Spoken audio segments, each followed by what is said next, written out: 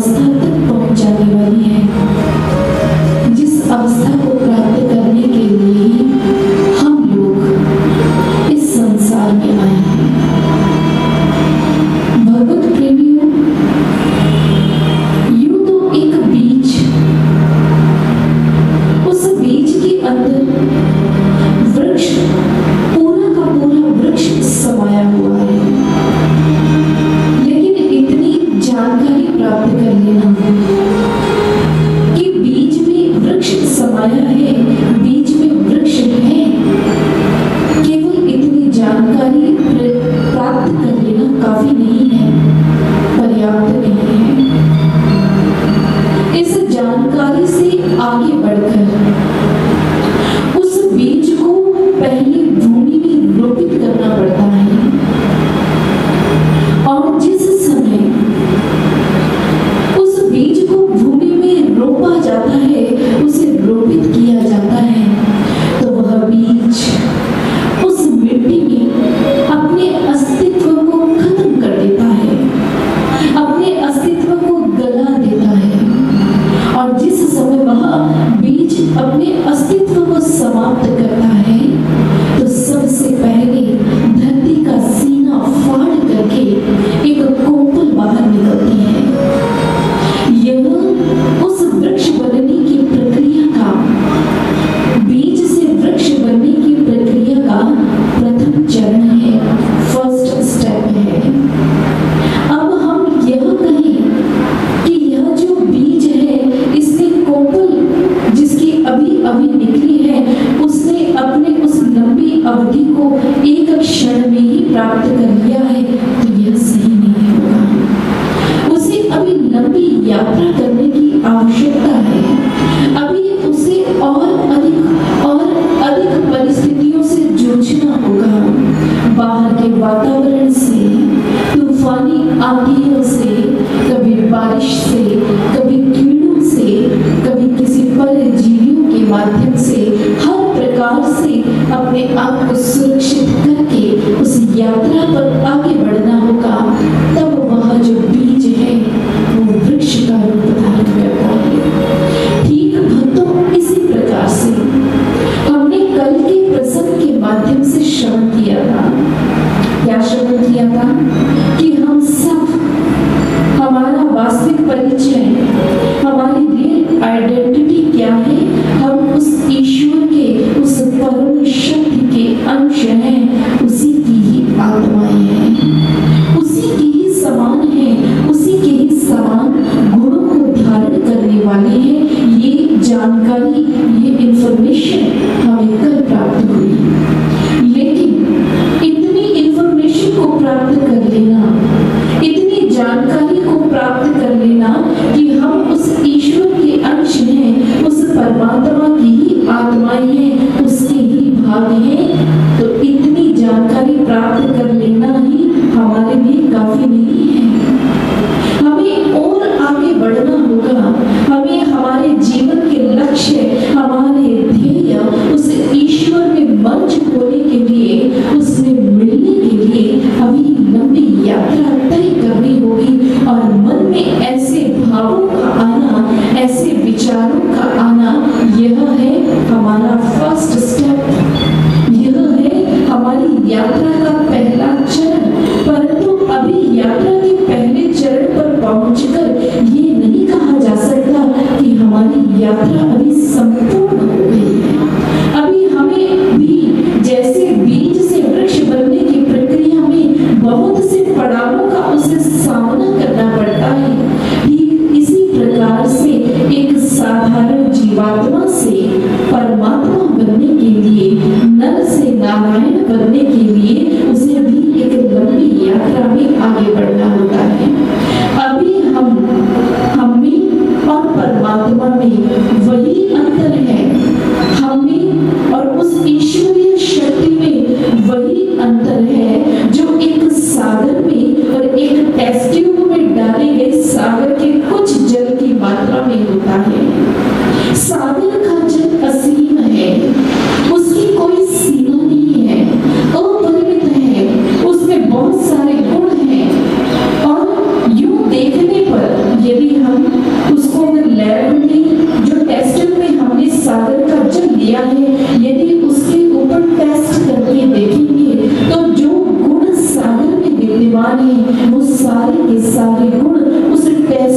में डाले गए जल की कुछ बूंदों में भी विद्यमान है।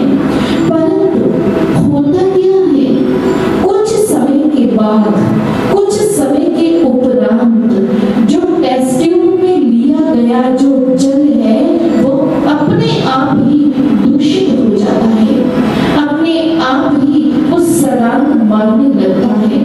परंतु जब वही जल सागर में था, जब असीमित अपरिमित विस्तार को प्राप्त किया था, तब उसने ऐसी स्थिति उसे प्राप्त नहीं होती, उसने ऐसी दुर्गंध उत्पन्न नहीं होती। क्यों? क्योंकि सागर के अंदर वो असीमित विस्तार को प्राप्त किया हुआ था।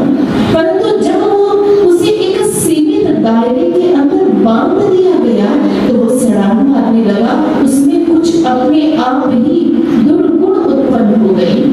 ठीक ऐसा ही है हमारे साथ भी, जब हम लोग भी उस ईश्वर रूपी सागर के अंदर ही गोता लगा रहे थे, जिस समय हम लोग भी उस ईश्वर रूपी सागर में ही मौजूद थे, हम भी उसकी ही तरह अमृत के समान ही पवित्र थे, उसी की तरह ही गुणों से संपन्न थे। परंतु जिस समय हमने इस शरीर में स्थान को प्राप्त किया, अपरिमित विस्तार से निकलकर इस संकुचित दायरे में जिस समय हम लोग बंद हुए, तो हमारे साथ एक घटना घटी, और वो क्या, हमारे अंदर भी विकारों की सड़ांत पैदा हो गई। और ये विकार कैसे हैं, इसके विषय में पतंजलि योग सूत्र में बताया गया है। क्लेश कर्म विपाकाश्रैर परामृष्टः, कि एक इंसान के अंदर क्लेश, कर्म फल और जो वासनाएं हैं उससे संबंधित होने के कारण ही उसके अंदर विकार पैदा हो जाते हैं, उसमें दुर्गुण उत्पन्न हो जाते हैं।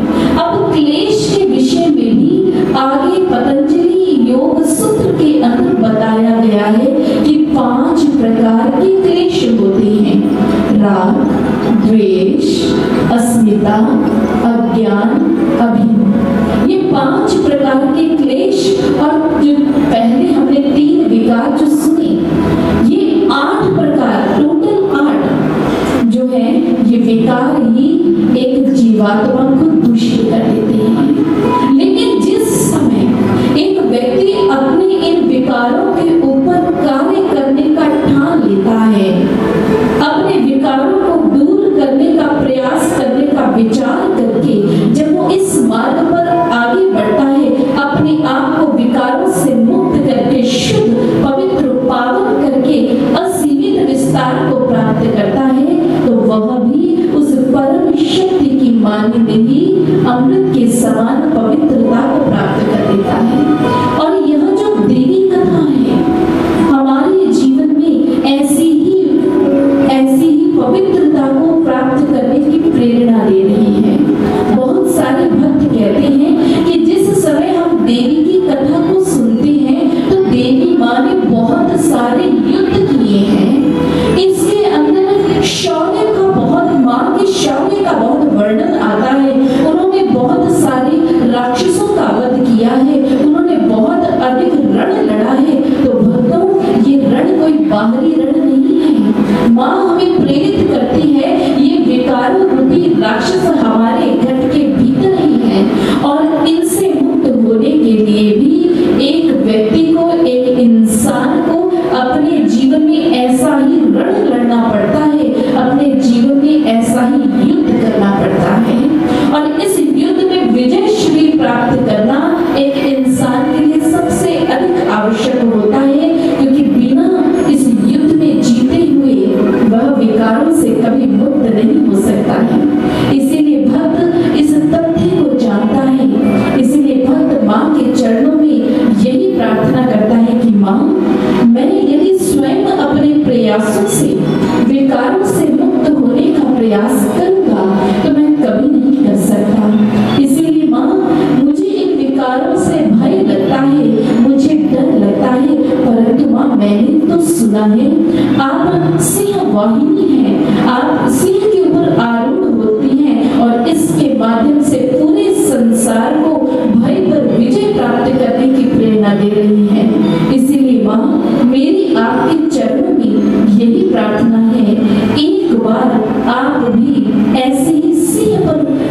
विराजमान होकर, सवार होकर मेरे जीवन में आना, मेरे जीवन रूपी इस दुनिया को मेरे विकारों रूपी राक्षसों से खाली कर देना माँ, खाली कर देना माँ, खाली कर देना।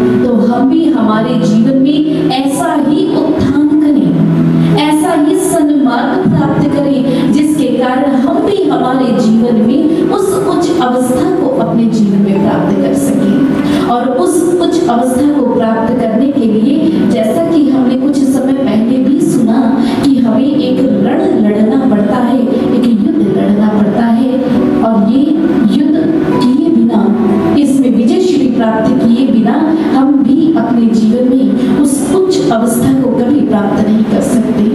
तो आज की इस दिव्य कथा में आज हम एक ऐसा ही युद्ध सुनेंगे, एक ऐसा ही रण का प्रसंग श्रवण करेंगे जिस रण के माध्यम से माँ हमें बहुत ही गहरा संदेश दे रही है, हमें हमारे आंतरिक जगत में विकारों से मुक्त होकर उस उच्च अवस्था को प्राप्त करने का दिव्य संदेश दे रही है। और ये युद्ध माँ ने किया था महिषासुर के साथ में। महिषासुर जिस समय सूत जी महाराज के चरणों में शौनकादि ऋषि बैठे हुए हैं, तो शौनकादि ऋषियों ने सूत जी महाराज से प्रश्न किया आगे कि महाराज आपने हमें परा अम्बा की कथा के माध्यम से संसार की उत्पत्ति का रहस्य समझा दिया, ब्रह्मांड का रवो दिव्य रहस्य हमें बता दिया, लेकिन महाराज हमने यह भी सुना है कि देवी माँ ने महिषासुर का वध किया था, इसीलिए आज कृपा करके हमें महिषासुर के वध का ही प्रसंग हमें सुनाइए कि उन परा अम्बा ने, उन दुर्गा भवानी माँ ने महिषासुर का वध किस प्रकार से किया।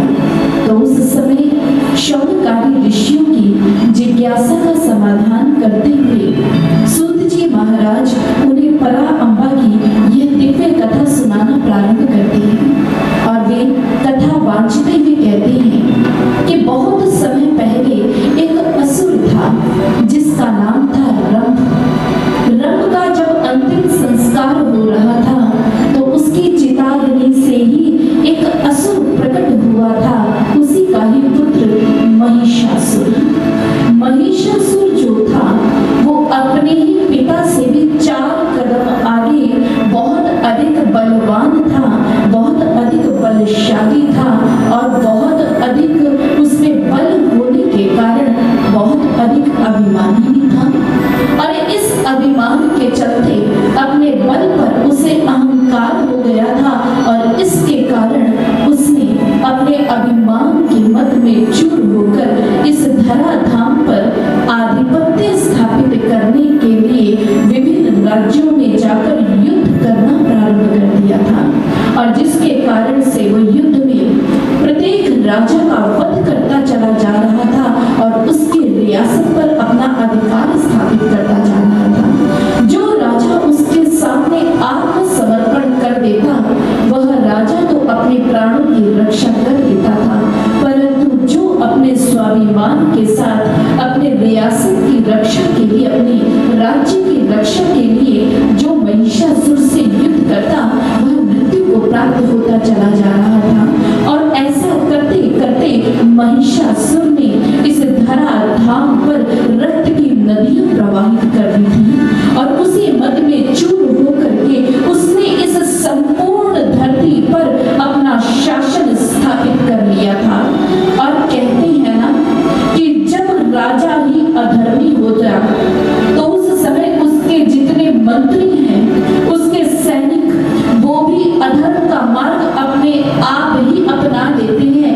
यथा राजा तथा प्रजा, जैसे राजा है वैसा ही उसका सारा का सारा उसके सैनिक, उसके मंत्री और उसकी प्रजा का आचरण हो जाया करता है। और उसी के कारण से महिषासुर स्वयं अधर्मी था, इसीलिए उसके सारे सैनिक और मंत्री भी अधर्म के मार्ग पर चल रहे थे और उसके कारण उन्होंने सभी ने मिलकर इस धरती पर अत्याचार और आतंक की परिसीमा को छू लिया था। हर ओर चारों ओर अनाचार, दुराचार, व्यभिचार, भ्रष्टाचार ही देखने को मिल रहा था। हर एक व्यक्ति के मन में एक भय समा चुका था और हर एक अंतर हृदय से उस ईश्वर के चरणों में त्राही मांग की पुकार निकल रही थी। अब जिस समय महिषासुर ने अपने अभिमान के मत में चूर होकर इस धरती पर अपना एक क्षत्र राज्य स्थापित कर लिया, अपना शासन स्थापित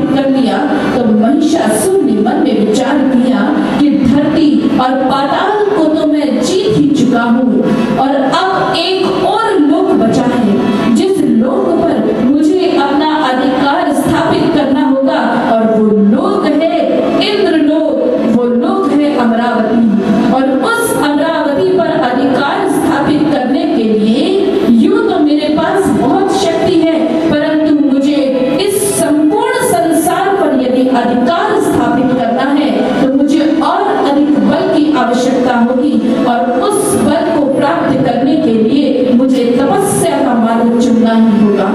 और ऐसा मन में विचार करके महिषासुर अपने राजमहलों का त्याग करके वनों की ओर चला गया और वन में जाकर के ब्रह्मा जी की कठोर तपस्या कर रहा है। ओम ब्रह्मणे नमः, ओम ब्रह्मणे नमः, ओम ब्रह्मणे नमः। और इस प्रकार से धीरे धीरे महिषासुर का जो तप है वो प्रगाढ़ से प्रगाढ़ होता चला जा रहा है। अब धीरे धीरे महिषासुर के तप का जिस समय प्रभाव बढ़ता जा रहा है तो इंद्र का सिंहासन डोलने लगा, और जिस समय इंद्र का सिंहासन डोल रहा है तो इंद्र अपने देवताओं को भेज रहा है, जाओ देवताओं जाओ, इस महिषासुर के तप को भंग कर दिया जाए, तप को भंग कर दिया जाए।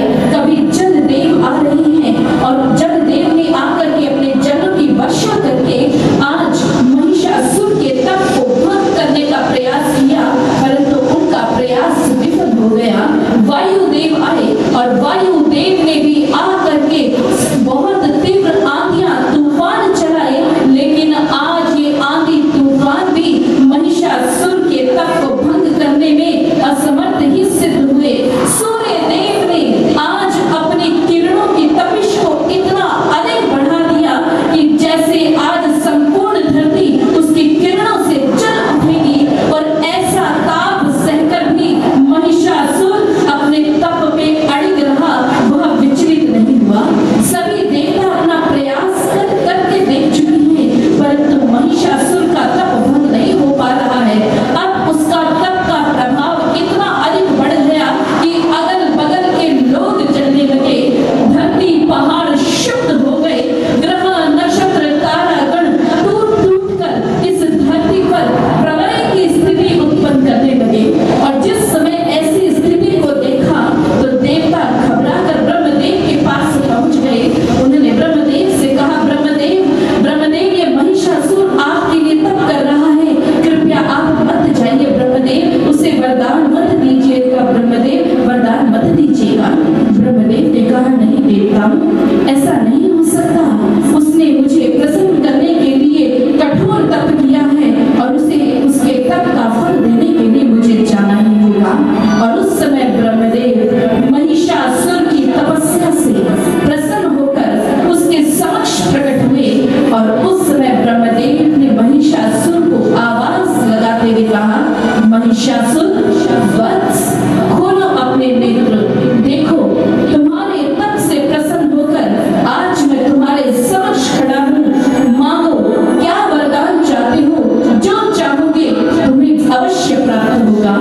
जैसे ही महिषासुर ने यह सुना, महिषासुर उसी समय ब्रह्मदेव का दर्शन प्राप्त करके प्रसन्न हो गया, उनके चरणों में प्रणाम अर्पित करने लगा, दंडवत प्रणाम अर्पित कर रहा है। और महिषासुर ने कहा, ब्रह्मदेव यदि आप मुझ पर प्रसन्न हैं तो मुझे अमरता का वरदान प्रदान करें। जैसे ही ब्रह्मा जी ने यह सुना तो ब्रह्मा जी ने कहा, अमरता का वरदान? नहीं महिषासुर नहीं, कदाचित तुम भूल रहे हो, ये सृष्टि का नियम है जो इस संसार में उत्पन्न हुआ है। जिसने इस संसार में जन्म को प्राप्त किया है वो अवश्य रूप से मृत्यु को प्राप्त होगा ही होगा। इसीलिए मैं तुम्हें अमरता का वरदान प्रदान नहीं कर सकता। महिषासुर एकदम से आवेश में आ गया और आवेश में आकर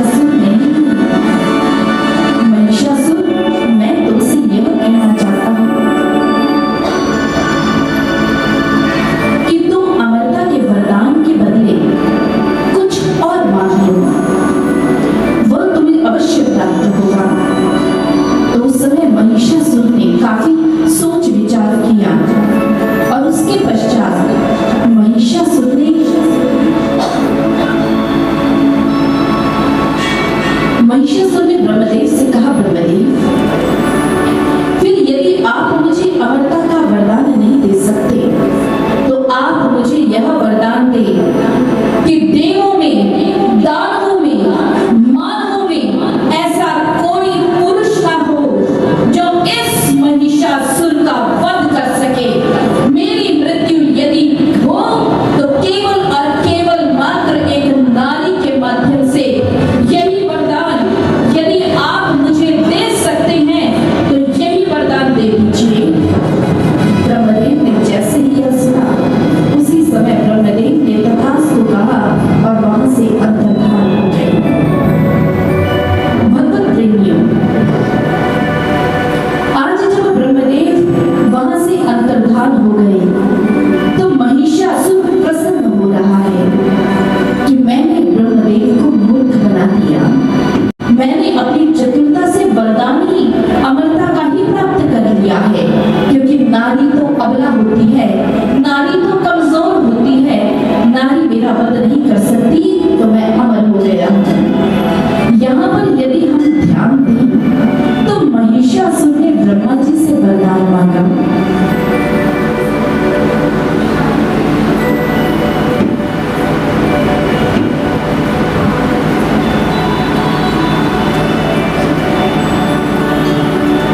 ब्रह्मदेव से उसने वरदान प्राप्त किया।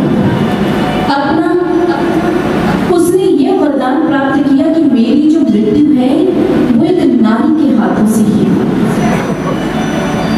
आप स्वयं विचार करके देखिए कि आज महिषासुर ने जो वरदान मांगा है, क्या वो वरदान उचित है या अनुचित है? इसके विषय में हमारे सद्गुरु आशुतोष महाराज जी कहा करते हैं, एक छोटी सी घटना सुनाते हैं। वो घटना सुनाते हैं कि एक बार 4 मित्र थे। चारों मित्रों ने सुना कि एक कोई संत है, उनके पास में मरे हुए व्यक्ति को जीवित करने की शक्ति है, वो ज्ञान है। तो उनके मन में आया कि हमें भी यही ज्ञान प्राप्त करना है। वो संत के पास गए और उनसे मृत व्यक्ति को जीवित करने की विद्या सीखने की मांग रखी। संत ने कहा, पुत्रों, इस विद्या को लेकर क्या करोगे? अपने जीवन में अध्यात्म की विद्या को प्राप्त करो, ईश्वर का दर्शन प्राप्त कर अपने जीवन को सफल कर लो। तो लेकिन वो चारों मित्र माने नहीं। उन्होंने कहा, नहीं, हमें तो यही विद्या चाहिए। और उस समय क्या हुआ, संत ने उन्हें वो विद्या प्रदान कर दी। जब वो विद्या प्राप्त करके अपने घर की ओर जा रहे थे तो मार्ग में एक जंगल था। जंगल में किसी की हड्डियों का ढांचा, जो हड्डियां थी वो बिखरी हुई थी। एक मित्र ने क्या किया, सारी हड्डियों को इकट्ठा करके ढांचा खड़ा कर दिया। दूसरे मित्र ने क्या किया, उस पर मांस चढ़ा दिया अपनी विद्या के माध्यम से। तीसरे मित्र ने अपनी विद्या के माध्यम से उसके अंदर रक्त का प्रवाह कर दिया, उसके ऊपर चमड़ी बना दी। और चौथे मित्र ने क्या किया, अपनी विद्या का प्रयोग करके उस पे प्राण फूंक दिए। और महाराज जी आगे यह घटना सुनाते हुए कहते हैं कि वह जो ढांचा था वो एक शेर का था, और जैसे ही शेर की देह में प्राण आए उसी समय उस शेर ने अपने निर्माणकर्ताओं के ऊपर प्रहार करके उन्हें यमपुरी भेज दिया। इसलिए इंसान जो है वो जानता ही नहीं है क्या प्राप्त करने में उसका भला है और किसमें उसका अहित है, वो नहीं जानता। जो समझदार व्यक्ति होता है, जो सूझवान व्यक्ति होता है, वो अपने जीवन में अपनी मांग पर अवश्य चिंतन करता है कि मैं ईश्वर से, उस परमात्मा से मांग क्या रहा हूँ। चलिए एक छोटा सा टेस्ट लेते हैं आप सभी से। तैयार हैं आप लोग? छोटा सा ही है, आप लोग इजीली इस प्रश्न का उत्तर दे देंगे। आपसे कुछ प्रश्न पूछेंगे, आपने उन प्रश्नों का उत्तर देना है। महाभारत के युद्ध से पहले अर्जुन और दुर्योधन दोनों ही श्री कृष्ण से सहायता लेने के लिए पहुंचे। दुर्योधन ने नारायणी सेना ले ली और अर्जुन ने क्या लिया? अर्जुन ने क्या लिया? निहत्था कृष्ण, निहत्थे कृष्ण का चुनाव कर लिया। अब आप बताइए, दोनों में से समझदार कौन था, दुर्योधन या अर्जुन? हाँ जी,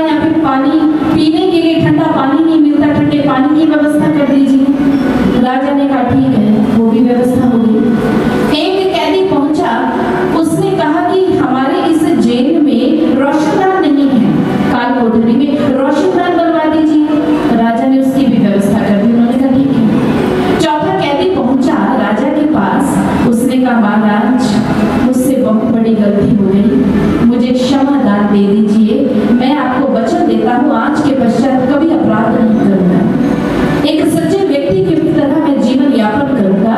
राजा ने उस समय उस कैदी को मुक्त कर दिया। अब बताइए मांग किसकी अच्छी थी? पहले की, दूसरे की, तीसरे की या चौथे की? किसकी? चौथे की मांग सही थी। बिल्कुल सही उत्तर आपने दिया। देखिए ये बात हम सभी जानते हैं, लेकिन जब बात हमारी आती है, सब जानते हैं हम सब कुछ, कि हमें पता है क्या मांगना चाहिए क्या नहीं मांगना चाहिए, लेकिन जिस समय हम उस परम शक्ति के चरणों में नतमस्तक होते हैं तो उससे मांगते क्या है? अब उस प्रार्थना पर विचार कीजिए। इस माया नगरी में रहते हैं हम लोग, और जैसे हम फोटो खिंचवाते हैं, जब फोटो खिंचवाते हुए जब फ्लैश लाइट ऑन होती है तो कुछ क्षणों के लिए हमारी ये जो आंखें हैं वो चौंधिया जाती है। ऐसे ही होता है। ठीक ऐसे ही इस माया नगरी में रहते हैं। ये माया की फ्लैश लाइट जब हमारी आंखों पे पड़ती है तो हमारी आंखें भी चौंधिया जाती हैं, और फिर हमें जो वास्तव में उस ईश्वर से मांगना होता है, उस परम शक्ति से जो मांगना होता है, वो ना मांग कर हम वो मांग लेते हैं जो हमारे लिए सही नहीं होता। इसीलिए कबीर दास जी ने एक स्थान पर बहुत सुंदर कहा, जिस समय वो भक्तों की प्रार्थनाओं को सुन रहे थे तो उन्हें बड़ा दुख हुआ उनकी प्रार्थनाएं सुन करके। तो कबीर दास जी के अंतर मन से एक विचार निकला। वो कहते हैं, कह गए दास कबीर, इन अंधों को क्या दीजिए जी, दुनिया देखो मस्त दीवानी, भक्ति भाव न पूछे जी, कोई आवे तो बेटा मांगे, भेंट रुपया लीजिए जी, कोई आवे तो दुख का मारा, हम पर कृपा कीजिए जी, कोई मांगे दौलत, हम पर साइयां लीजिए जी, कोई आवे तो ब्याह सगाइयां रचावे, हमें साइयां दीजिए जी, सच्चे का कोई ग्राहक नहीं, झूठा जगतपति जी, कह गए दास कबीर, इन अंधों को क्या दीजिए जी। कबीर दास जी ने कितना सुंदर कहा कि कोई बेटा मांग रहा है, कोई अपने दुखों से मुक्ति मांग रहा है, कोई रोगों से मुक्ति मांग रहा है, कोई अपने घर में सुख शांति मांग रहा है, लेकिन ये संसारिक लोग तो अंधे हो चुके हैं।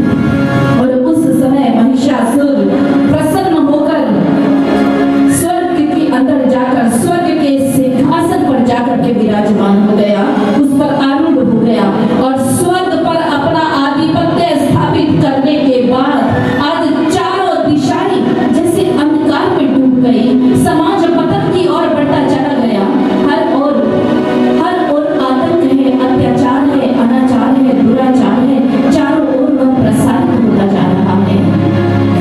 भगवत प्रेमियों, आपने टीवी सीरियल्स के माध्यम से या कथाओं प्रसंगों के माध्यम से ऐसे देवासुर संग्राम के बारे में बहुत बार सुना होगा। देवों के बारे में और असुरों के बारे में बहुत बार सुना होगा कि देवता हैं, असुर हैं, लेकिन वास्तव में भक्तों विचार करने की जरूरत है। कृपया इधर ध्यान दीजिए, ये देवता और असुर वास्तव में होते कौन है? परम पूजनीय सद्गुरु आशुतोष महाराज जी असुर की परिभाषा देते हुए कहते हैं, असुर मतलब जो सुर में नहीं है वो असुर है। अब इसे समझने के लिए हम यहाँ एक वाद्य यंत्र पढ़ा है, हारमोनियम, आप सबके सामने, आप इसे ध्यान से देखिए। इसमें 7 सरगम हैं, सा रे गा मा पा धा नी सा, इसमें सरगम है। अब इसके अंदर जब स को दबाया जाए और स का ही सुर आए तो हम कहते हैं कि ये साज, ये हारमोनियम सुर में है। लेकिन आप स दबाएं और स को दबाने के बाद में प की ध्वनि आए या ध की ध्वनि आए या कोई और ध्वनि आए तो आप कहेंगे कि ये साज अब सुर में नहीं है। क्यों? क्योंकि दबाया आपने स और ध्वनि निकल रही है कोई और। ठीक ऐसे ही इंसान सुर में कब होता है? सुर कब होता है? जब उसके अंदर प्रेम है, सौहार्द है, भाईचारा है, दया, करुणा की भावना है, तो कहते हैं कि वह व्यक्ति सुर में है, वो व्यक्ति सुर है। क्योंकि इस सृष्टि में 2 विपक्षी शक्तियां का बोलबाला है, पॉजिटिव और नेगेटिव फोर्सेस। 2 प्रकार की शक्तियां हैं, सकारात्मक और नकारात्मक शक्तियां या सकारात्मक या नकारात्मक ऊर्जा, ये 2 प्रकार की ऊर्जा है। लेकिन जब एक व्यक्ति सकारात्मक होता है, जब उसमें मानवीय गुण होते हैं, इंसानियत के गुण होते हैं, किसी दूसरे के भला करने की भावनाएं उसके मन में होती हैं, तो वो वास्तव में सुर है। लेकिन जब उसमें वो गुण ना हो तो वो असुर है। हम टीवी सीरियल्स में देख रहे हैं, असुर क्या है? 2 उसके सिर के ऊपर सींग लगे हैं, बड़े बड़े नाखून हैं, काला उसका रंग है। वास्तव में असुर भी एक साधारण इंसान ही होता है, दिखने में वो हमारे जैसा ही होता है, कोई अलग से उसके सींग या नाखून या काला रंग नहीं होता, वो हमारे जैसा ही होता है। लेकिन उसके अंदर एक आसुरी संपदा होती है। वो आसुरी संपदा क्या है? उसका है अहंकार, क्रोध, लालच, लोभ, द्वेष, वैभव, ईर्ष्या, इसे कहते हैं आसुरी संपदा। और जब वो उसके अंदर है तो वो साधारण इंसान असुर बन जाता है। आप देखिए इस कथा में असुर शब्द से पहले एक शब्द लगाया, महिषासुर। महिष वास्तव में है क्या? इसके अर्थ को समझना, इसके 2 अर्थ हैं। एक तो नर भैंसा जो होता है उसे कहा जाता है भैंसे को महिष। और जो आप भैंसे के ऊपर एक स्टडी की गई साइंटिस्ट के माध्यम से, तो भैंसे में शेर से भी ज्यादा शक्ति होती है। लेकिन जो उसकी शक्ति है वो डायरेक्शन लेस होती है, वो दिशा विहीन होती है। उसे पता नहीं होता कि उसे अपनी शक्ति का उपयोग कहाँ, कब और कैसे करना है। इसीलिए इतनी अपार शक्ति होने के बाद भी वो जंगल का राजा शेर की पदवी को प्राप्त नहीं कर पाता। वो विक्षिप्त अवस्था में यदि आ जाए तो चारों ओर विध्वंस हो जाता है। ठीक ऐसे ही एक और अर्थ भी है नालंदा शब्दकोश के अनुसार, उसका अर्थ होता है अधर्मी राजा। वो राजा जिसके जीवन में धर्म नहीं है, केवल अधर्म ही अधर्म है और चारों ओर उसके कारण अधर्म का ही प्रसार हो रहा है, आतंक का विस्तार हो रहा है, वो महिषासुर है। आप देखिए त्रेता युग में रावण एक ऐसा ही अधर्मी राजा था और उस समय का त्रेता युग का महिषासुर रावण था। आप देखिए द्वापर युग में दुर्योधन और उसके भाइयों ने धर्म की नगरी हस्तिनापुर में अधर्म का प्रसार कर दिया। उस समय में वो महिषासुर था, द्वापर युग का महिषासुर दुर्योधन था। हिटलर को आप देखिए, हिटलर ने ज्यूस को जिंदा जला दिया, कंसंट्रेशन कैंप का निर्माण किया जिसमें गैसेस के थ्रू बहुत सारे ज्यूस को जिंदा जला दिया जाता था। इस समय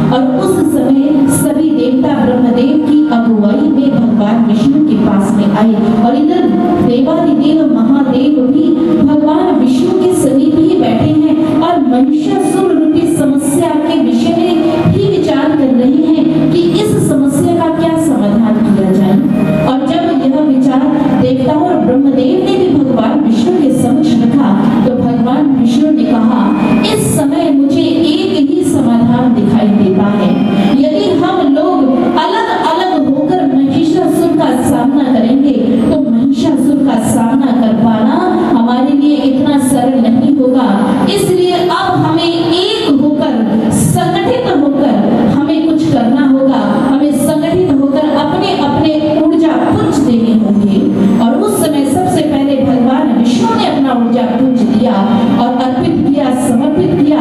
उसके पश्चात ब्रह्मा जी ने, देवादिदेव महादेव ने और सभी देवताओं ने अपने अपने ऊर्जा पुंज अर्पित कर दिए। अब ये सभी ऊर्जा पुंज आकाश में स्थित हो गए और ये सभी ऊर्जा पुंज मिलकर एक विशाल ऊर्जा पुंज में रूपांतरित हो गए और इसी विशाल ऊर्जा पुंज में एक दिव्य रूप धारणी का रूप साकार होता जा रहा है और सभी के सभी देवता उस समय उन्हें एकटक देखते जा रहे हैं कि उसी समय अष्टभुजा धारिणी मां अंबिका भवानी उसी विशाल प्रकाश पुंज में से साकार रूप धारण करके आज सभी देवताओं के समक्ष खड़ी है। और उस समय भगवान विष्णु ने देवताओं से कहा, अब हमें इन देवी को, यही हमारी रक्षा करेगी, इन देवी को हमें अपने अपने आयुध भी अर्पित करने चाहिए। और सभी देवताओं ने अपने अपने आयुध भी महामाई को अर्पित कर दिए और राजा हिमवान ने देवी को एक सिंह प्रदान किया और देवी मां सिंह पर आरूढ़ हो गई। अपने असंख्य भुजाओं में उन्होंने देवताओं के द्वारा अर्पित किए हुए आयुध धारण किए हैं और आज सभी देवता मिलकर महामाई के चरणों में यही प्रार्थना कर रहे हैं कि महामाई, अब बड़ी विपदा के समय आज हम सभी पर आ गया है, विपदा का समय आ चुका है और इस विपदा से हमारी रक्षा केवल मात्र मां आप ही कर सकती हैं। और आज इस प्रकार से सभी देवी देवता मिलकर आज महामाई की महिमा गा रहे हैं, उनका स्तुति गान कर रहे हैं। आइए इसे श्रवण करते हैं।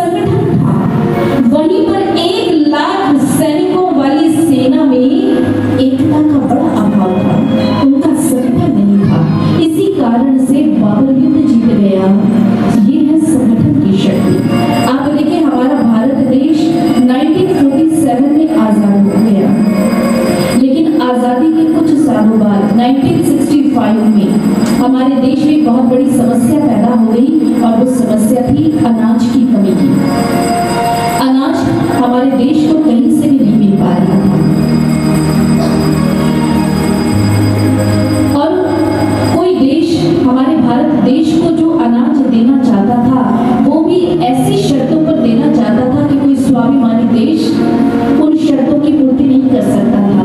उस समय हमारे भारत देश के प्रधानमंत्री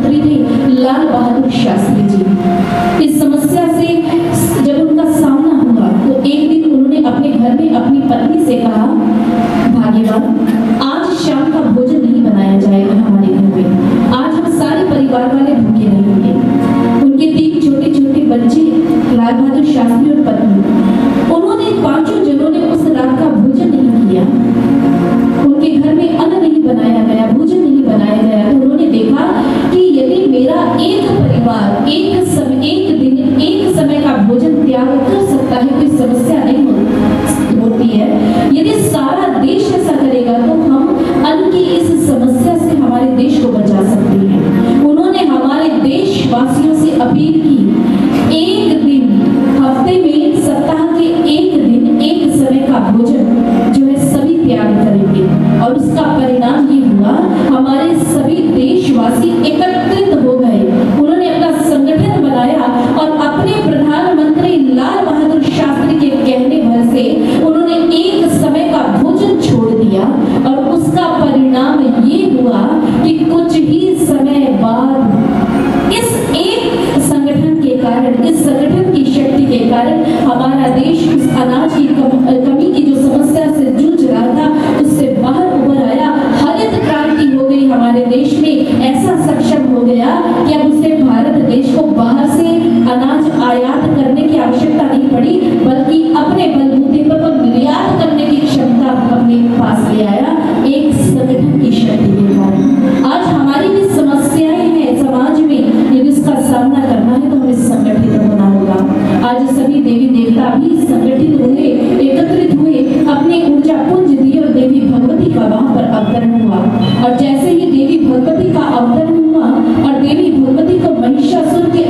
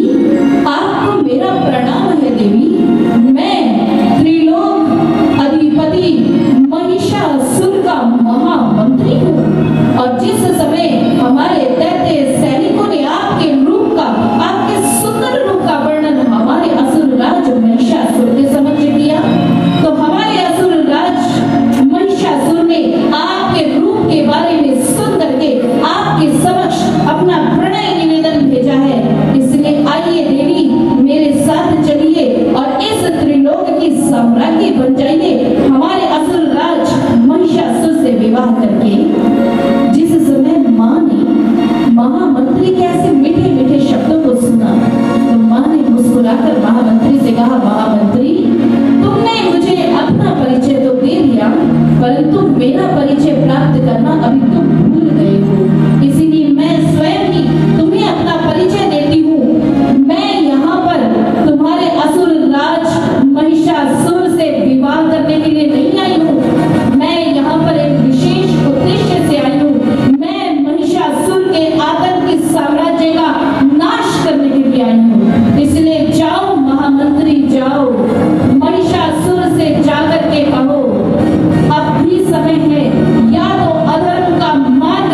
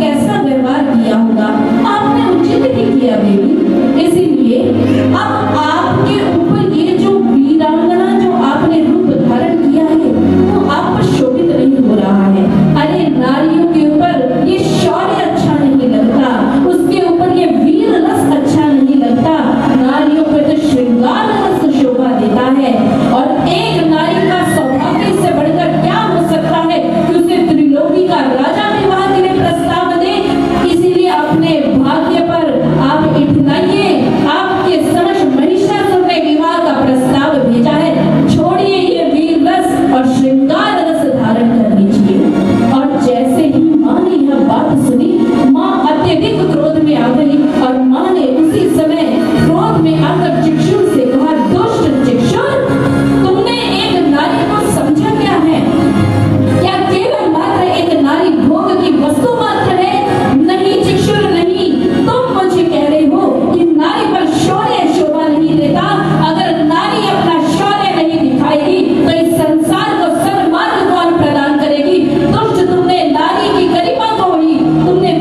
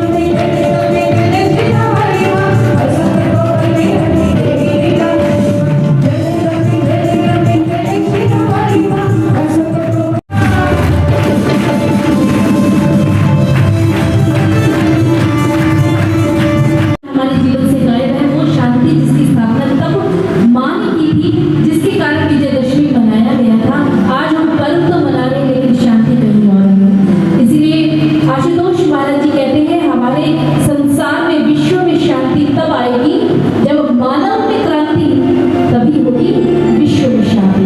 जब मानव खुद बदल जाएगा तो विश्व अपने आप ही शांत हो जाएगा। और मानव कब बदलेगा? जब गुरु की कृपा से अपने अंतर जगत में उस दिव्य सत्ता, उस परम शक्ति, उस भगवती, उस ईश्वर का दर्शन कर लेगा, उसे देख लेगा। इसलिए भगवत प्रेमियों, कथा सुनकर हमें आनंद आ रहा है, आपके चेहरे बता रहे हैं, परंतु कथा का भाव है जिसकी महिमा, जिस भगवती की महिमा आपके समक्ष गाई जा रही है, उस भगवती का दर्शन आप प्राप्त करें, तभी भगवती की ये कथा सुनना सार्थक हो सकता है। जीवन बहुत समय केवल उनकी महिमा गाते, उनके बाहरी रूप से उनका दर्शन करते, उनके मूर्त का रूप का दर्शन करते हुए बीत गया, लेकिन अब समय है जागृत होकर उस वास्तविक महामाई के वास्तविक स्वरूप का दर्शन करने की, और उसके लिए हम आपका आह्वान करते हैं। यदि आपके मन में उनके दर्शन की इच्छा है, उनके दर्शनों की भावना है, तो आप दिव्य ज्योति जागृति संस्थान, जिनके तत्वधान सद्गुरु आशुतोष महाराज जी की कृपा के माध्यम से आज केवल मात्र कथाओं के माध्यम से ईश्वर की चर्चा ही नहीं की जा रही, उस ईश्वर को जनाया भी जा रहा है। आप यदि इसके बारे में जिज्ञासु हैं तो आप बाद में मिल सकते हैं, अपनी जिज्ञासाओं को शांत कर सकते हैं।